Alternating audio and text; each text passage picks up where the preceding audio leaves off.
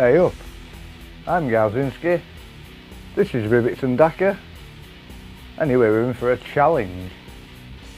This is a response video to Spud's challenge, Spud from Chilling Wargamers, go check him out. This is an amazing idea, especially for us smaller channels. I don't know if any of you have actually realised how good this could be for you.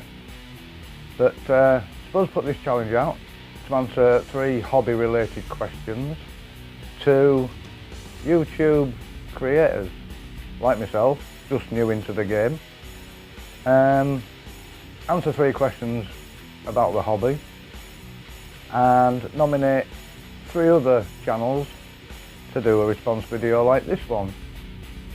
But before I get into it, I just want to say that Spud, you're a legend. This is a great idea and I'd like to elaborate on it. I'm going to urge all my subscribers to check out Spud's video and subscribe to all the channels that are linked on there. I'm going to link some on mine, and if we all do that and look at all the videos, and I'll link everybody else's videos and subscribe to them. If it's content that you're not particularly interested in, it's still going to help the creator, the guy with the channel. So give them a sub. If it's not in your interest range, turn off the notifications. Another thing I'm doing with some of the smaller guys, some of the friends I've made in the Facebook and YouTube community,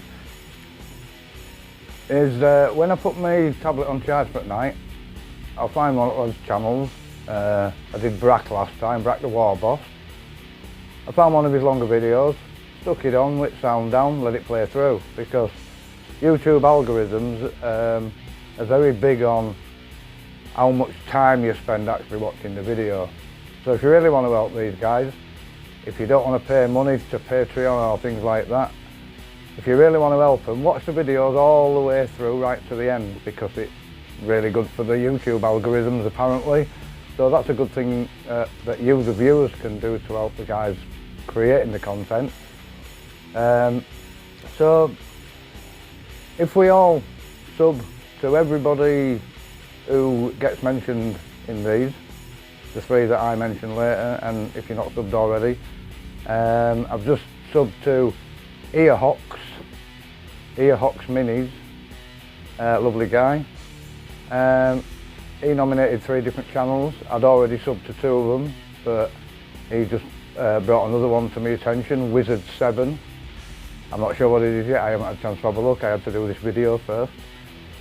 So if we all do that, which I'm very grateful to Spud for, because he's quite a big channel, Chilling Wargamers, and they've got about 1,200 subscribers.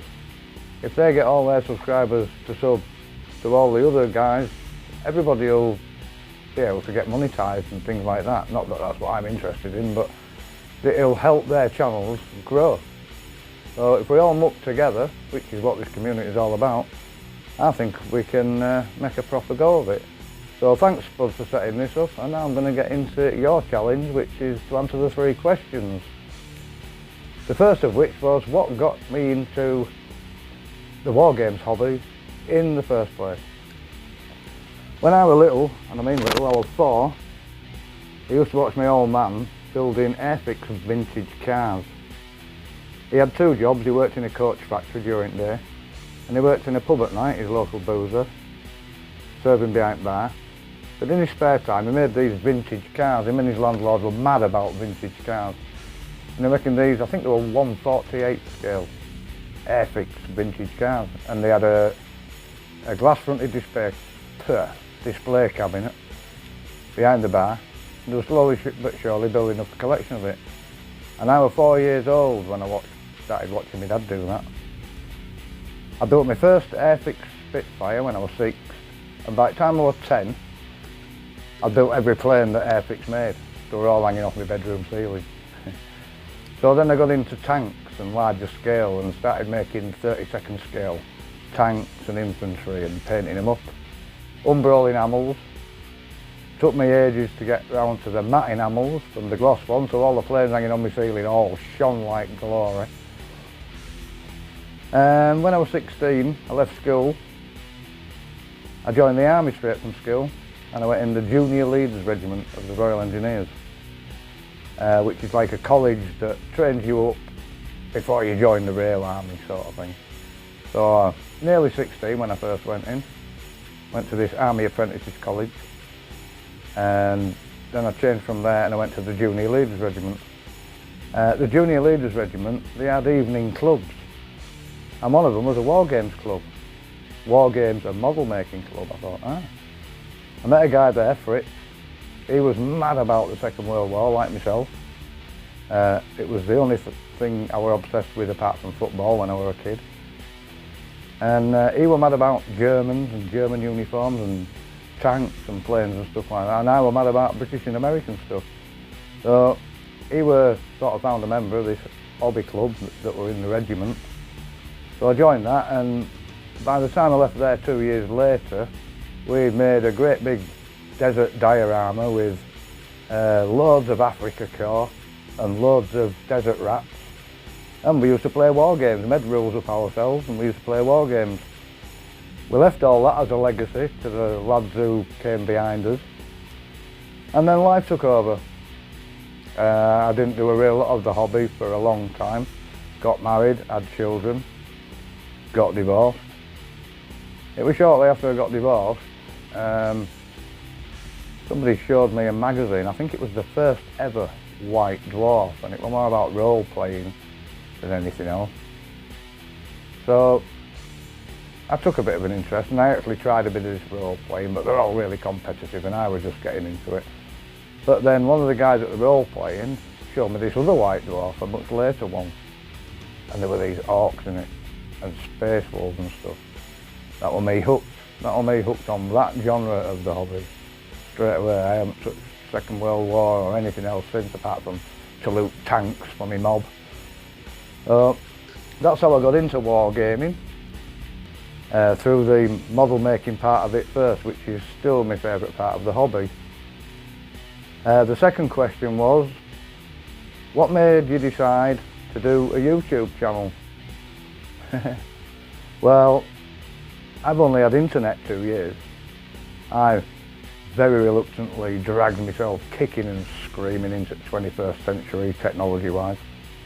Frightens me to death still today. How I managed to get a YouTube video uploaded is beyond me still. But around 2 years ago I just got online. I hadn't been online long, and I never even imagined for a minute that there were YouTube channels doing orc stuff or even game related stuff. So then I found them. I found 6 Plus Steve-O, and then almost immediately after Dread War became friends with them, loved the content. I thought, I want to do that. I'll do a different part of it. Up to now I've got 6 content videos out really. I've tried to mix and match it, mix it up, do a different bit of one video and something else in another. Just to see what was the most popular, and everybody seemed to like everything, so we'll just keep mixing it up for now. So that's what got me into the hobby. It was Scania, Plastic Crack Gaming, the 2-ball knob, 6 Plus Steve-O, and Dread War, and more recently the 4 war bosses, which includes Dim Reaper of the Hobby Git. These guys kept me in the hobby, and initially, because I was like that, I had a few orcs left over from a few years ago and stuff I couldn't sell because it weren't finished. I sold a lot of my stuff, I regret it now. Now I got back into it after I stopped working away all week, and since then, and finding the YouTube channels and everything else, I've not looked back. And since I started doing this about a couple of months ago, I really loved it. I really loved the camaraderie and the community spirit in the 40k Orc community and Wargamers Unification Group and the other groups that I've joined, Boss Mex Orc Boys. The camaraderie is fantastic. I'm feeling more at home in this new community that I've joined just in the last few months really, and I'm really enjoying doing what I'm doing. And you're only a few at the moment, but you're enjoying what I'm doing, why would I stop? And the third question was, where would I like to see my channel in 5 years. I think it was that one. Or was that part of the second one? I can't remember. I'll answer it anyway. I'd like to be getting involved with some of the other guys, doing collaborations. I've already agreed with Clint from Essex Boys that when all this pandemic and everything's finished, we're all going to get our heads together for a weekend, have a few games of Space Hulk, a few games of Kill Team maybe. Clint works in a very nice hotel, so I'm going to enjoy that part of it too. Clint's a chef, I'm really looking forward to some of his grub. It should be a good weekend, so that'll be getting all filmed for your viewing pleasure. In 5 years' time, I'd like to see myself, you know, I don't really mind, but it'd be nice to have about 1,000 subs. I ain't bothered if it doesn't get any bigger than that. It'd be nice to have 1,000 subs, be doing collaboration videos with some of the other guys in the community. And I think that was about it. I think that was the 3 questions. Oh, that was the other one. That was part of the second one. The other one was, what advice would I give to somebody who was just new in the creator community? Well, I am. But any advice I could give to anybody, having done this for a couple and a half months, maybe 9-10 weeks, go for it. Don't hesitate, just go for it. I'm just showing what I like and what I do and what I'm best at. I've been doing this hobby on and off for 50 years, starting with the Airfix kit and all that. So I just want to share my knowledge and experience with the younger guys in the game before it disappears forever with me when I pop my clogs. So the advice I'd give to you, if you're thinking of starting a YouTube channel, just go for it. All content's good content. Don't worry about the haters. Don't worry about the numbers, the subs, the likes, the shares, all that, the time. Do what you like. If people like it, carry on doing it. If they don't like it, do something else. But don't hesitate.